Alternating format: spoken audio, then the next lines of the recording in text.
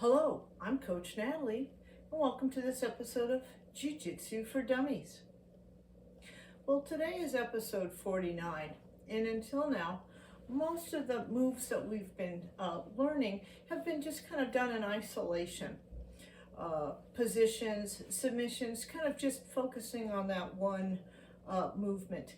Well, today we're going to learn some attack sequences, and that means how to start to string these movements together into some kind of progressively more dominant attack that would end in a submission. Now, if you've watched the other videos, you know we spend a bunch of time talking about the mistakes and how to do each individual move. We're not really going to be talking about that today. We're going to be talking more just about how to set up some attack sequences. So hopefully you recognize some of these moves, and at the end of the video I'll be talking about which moves are covered in which video. So if you want to take a look at some of those videos a little closer, if you'd like to make some of these attack sequences more your own. So let's check out the first one.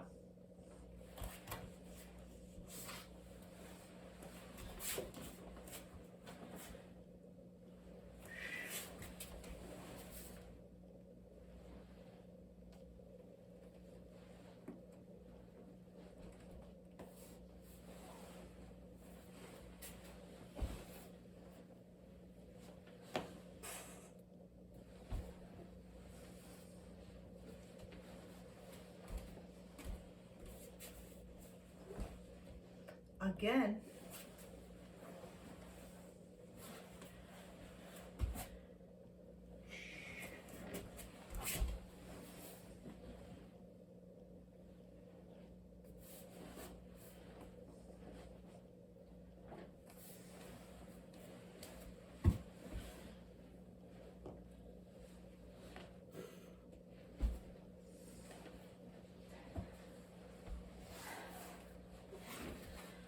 okay, let's break it down. So if you've seen Jiu Jitsu, you know, in a video, or you watch the UFC, that kind of thing, matches are always going to start standing up. Then one person takes the other person down, or one person pulls guard.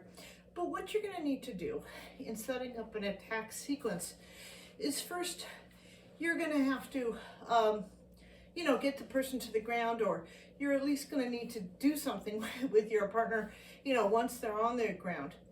So the very first thing you're going to be doing is we need to be getting around the person's legs. As you know, that's called the guard. And so important to get around the guard that if you go to a points-based tournament, they'll actually give you 3 points for, you know, getting around someone's legs.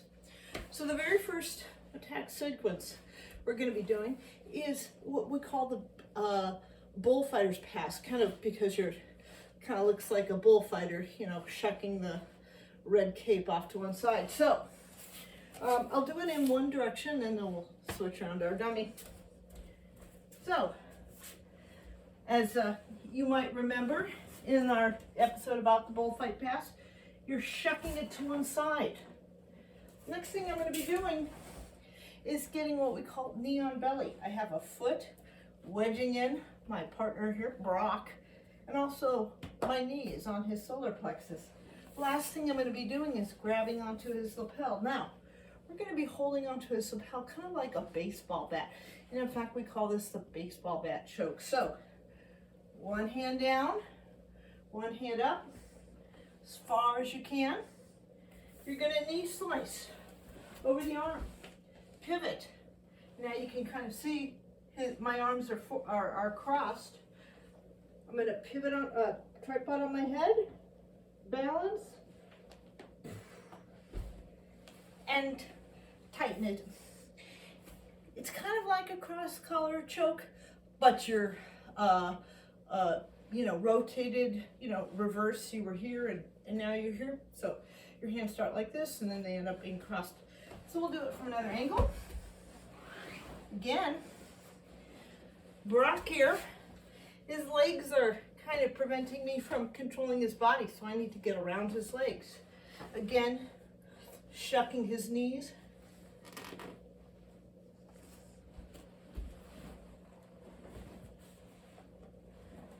get what we call the baseball bat choke. I'm going to hold on to here, knee slice, pivot, tripod, and there you go. The baseball bat choke. Now, we cover the bullfight pass in episode 36, the baseball bat choke. Heck, we covered that in episode 5. So if you're interested in learning a little bit more about the details of that, check out episode 36 and episode 5.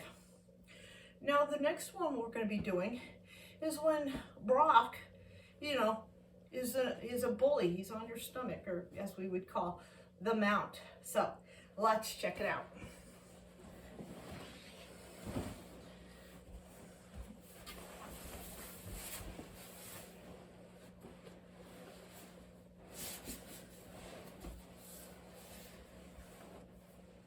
Now, we cover the UPA in another episode.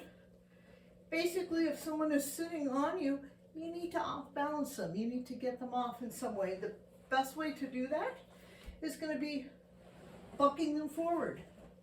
And then that way their hands are going to be on the ground. Now, first thing I'm going to do is I need to trap this foot. Then I also need to trap this arm. Look over my shoulder. And you can see now I'm in their open guard. There's 3 ways to get around someone's legs. You can go around, you can go under, you can go over, you can go through. I guess that's through, above, or below. In this case, we're going to be going through. Stapling, underhooking, underhooking the head,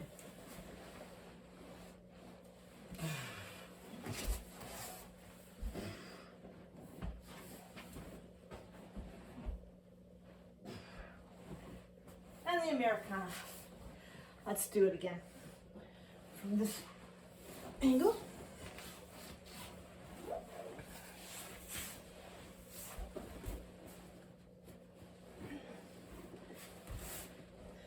Again, someone has the mount on you, you need to off-balance them. If I buck them forward, their arm's going to get onto the ground. So, trap the foot, trap the arm, look over the shoulder,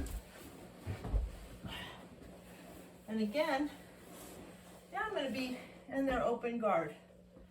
So, I'm going to go through their guard. This knee staples the leg. Underhook. Grab the lapel.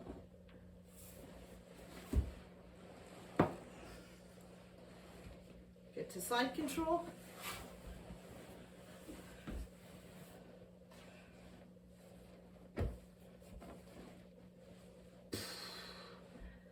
And you have the Americana.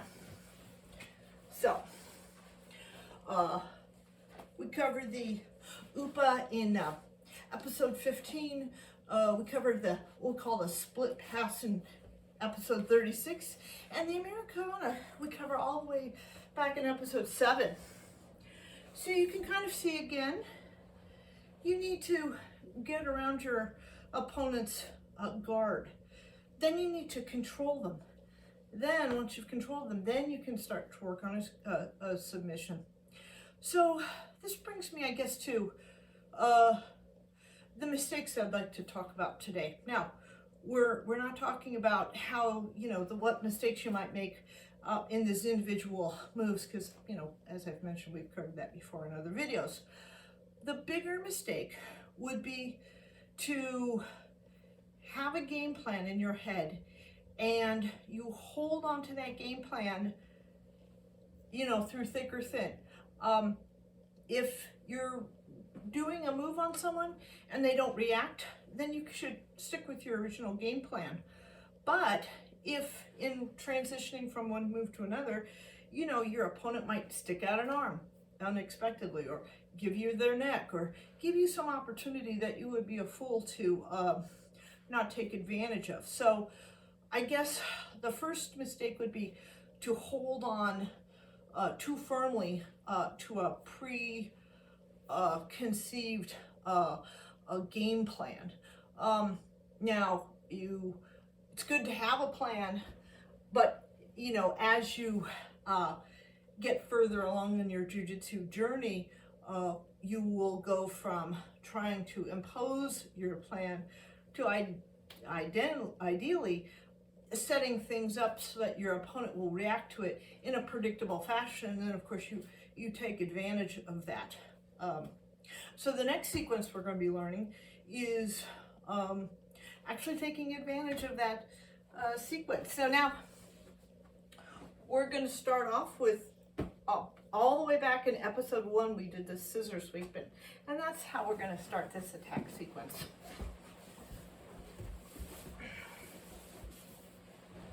So Brock here is in my guard.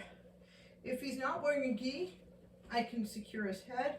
If he is wearing a gi, I can grab him here, as you know, and get to my side, get my knee up, secure this arm, pull him towards me, and sweep. Now, I can be doing the Americana. If he doesn't react, finish the Americana. But lots of times he's going to be wanting to turn to defend, you know, this arm. And you actually know that. That's a predictable reaction, and you're actually going to take advantage of that. So, doing the Americana. He turns around and says, oh no, I'm going to save this hand. And you're going, thank you very much. I'm going to grab this arm. Grab my own gi. Post to the south. Put my foot over his head. Square up my bottom. Pinch the arms. Lean back. And armbar from what we call triple threat. Again, let's do this again. We'll start with him in my guard.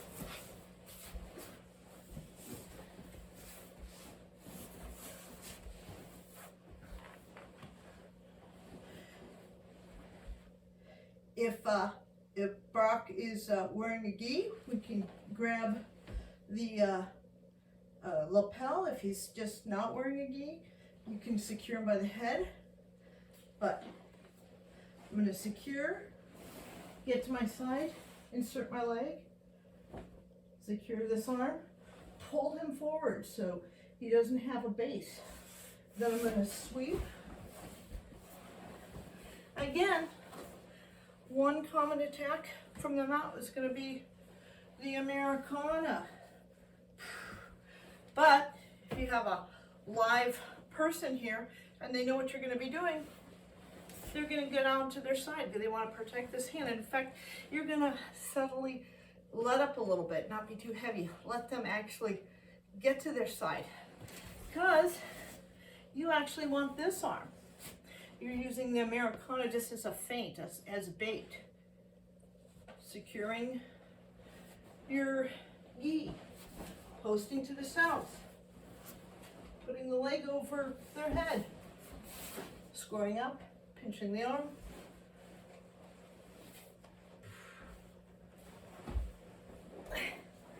And there you go. Starts from a scissor sweep. You get the mount.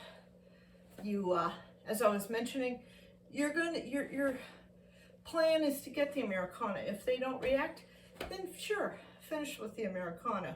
If they do react, you're actually taking advantage of their reaction, you know, and ending with a different submission. So you can kind of see you need to get past their guard. You need to settle, control them in some way. and then you can work on the submission. No use trying to submit someone when they're still, you know, wiggling around.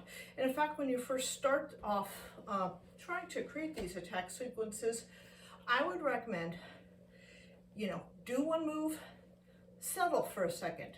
See, are they reacting? Are they moving? You know, control them. Then go to the next move. Control them.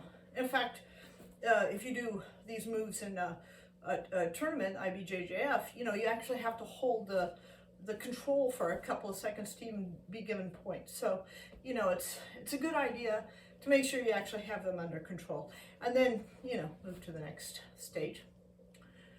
So I would say, if you're just starting out, you might think about looking at all of the videos that we've covered so far and say, gosh, how many moves do I know when I'm on the mount? How many moves do I know when they have me, you know, mounted? How many moves do I know when I'm, you know, I have them inside control? How many moves when they have me inside control? You could do this for the turtle, you can do this for knee on belly. In our videos, we've often covered, you know, the mounts, you know, you have them in back mount, but we have also covered, what if they have you in the back mount?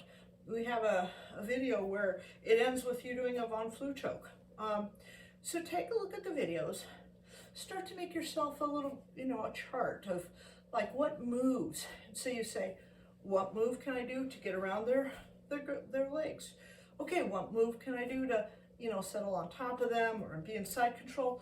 And then what move, you know, can I do from there to end in a submission? So I hope this is helpful as a way to start thinking about creating your own attack sequences. Now, next week is going to be our 50th video.